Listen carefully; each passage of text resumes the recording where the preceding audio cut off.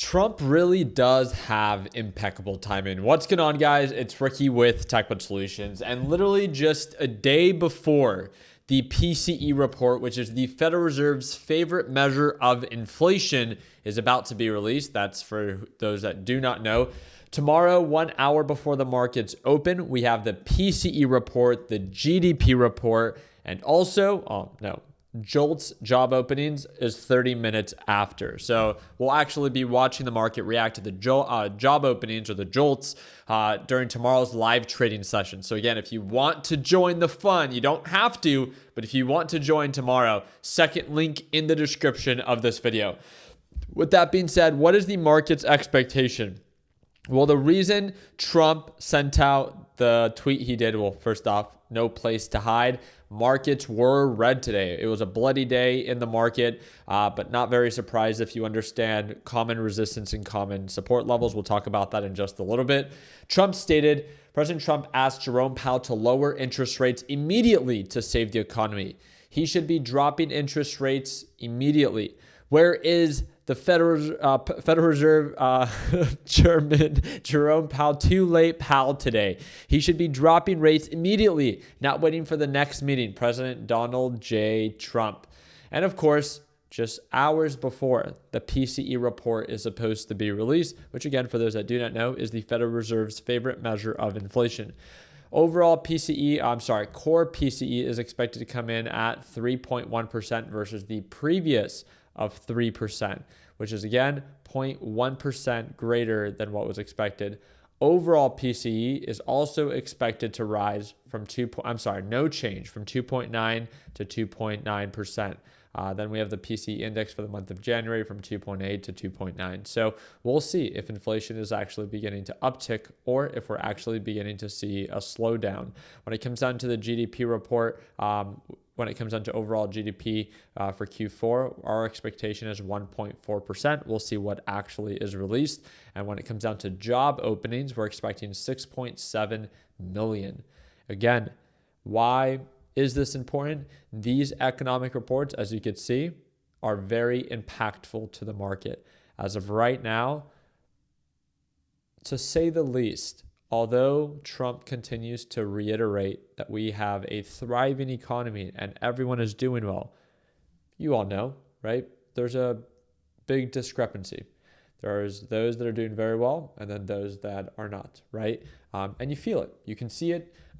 Overall, tomorrow we'll get a little bit of a better understanding of how bad things are looking, especially with the PCE report and the GDP report for the last quarter. So excited to see the markets react. Hopefully it's not too bad. And if it's not too bad, we're actually primed for maybe a nice little reversal. Maybe you guys didn't expect me to say that, but right, just like we talked about the resistance range, did we not? Again, we can't predict the future, but you can look at previous patterns and prepare. How many times have we stated over and over again? I probably annoy so many of you, but you got to admit, it makes sense.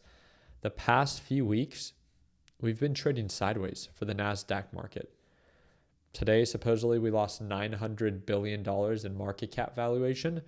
But again, we all know that it's just 1 or 2 days away from regaining it, right? And this is where you have to understand where you want to open up a short and where you want to be more conservative with shorting, depending if it's overbought or oversold, where you want to open up a long and where you want to be more conservative and open up a long, right? We're all here for the same reason. It's to make money and it's to understand. It's in our best interest to understand overbought, overpriced, and oversold levels based off of recent, right, trading ranges. It's never perfect. Sometimes it does trade a little bit lower. Sometimes it does trade a little bit higher. I like to be conservative and I like to highlight, common resistance ranges and common support ranges. And we're approaching a common support range. Unless, of course, a further negative catalyst gets factored in, then we can sink a little bit lower. But if not, we're closer to a support than we are to a resistance. So I'd say, hey, be very careful shorting at these technically oversold levels. And we are 1 or 2 green days away from probably regaining everything that the market gave back the past 2 days, right? Because all the market's been doing is consolidating.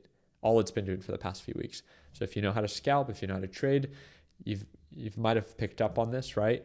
It's been probably very lucrative. If you've been invested, then maybe it hasn't felt, the most entertaining or worthwhile. And it's just because we're kind of trading flat. So again, don't feel forced to trade. Obviously, you need to make sure that your criteria is met depending on your risk tolerance and your own style. But again, I like to try to make it as easy as I can for a beginner to understand kind of the bigger picture and why sometimes it doesn't make sense to short and why sometimes it does, or why sometimes it might make sense to go long versus other times, it might just come at a greater form of risk based off of ratios. So again, tomorrow, very important reports highlighting, realistic common support and resistance ranges just to look out for. So other than that, we'll see you tomorrow for our live trading session. Whenever you're ready to tune on in, it's the second link in the description down below. I'll send you on over to our homepage and you can learn a little bit more about what's included so you can watch me trade live as soon as tomorrow. I appreciate your time. Like always, let's make sure that we end the year on a green note. Take care, team.